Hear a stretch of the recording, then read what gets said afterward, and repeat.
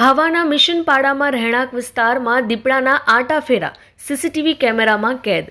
ડાંગ જિલ્લાના મુખ્ય મથક આહવા શહેરમાં દીપડાની દહેશત ફરી એકવાર જોવા મળી રહી છે, જેને લઈ સ્થાનિક રહીશોમાં ભયનો માહોલ વ્યાપી ગયો છે.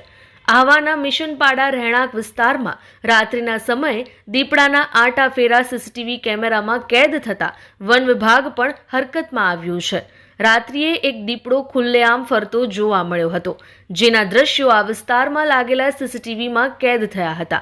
આ ફૂટેજમાં દીપડો સોસાયટીના રસ્તાઓ પર શાંતિથી ચાલતો જોઈ શકાય છે.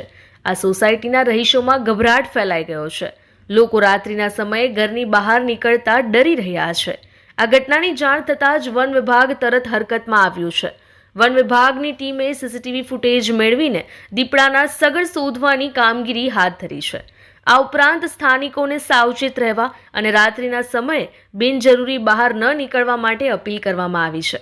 આવા વિસ્તારમાં અગાઉ પણ દીપડા દેખાયા હોવાના અને તેમને પાંજરે પૂર્યા હોવાના કિસ્સા નોંધાઈ ચૂક્યા છે. ફરી એકવાર દીપડાની હાજરીથી વન વિભાગ અને સ્થાનિકો ચિંતિત બન્યા છે.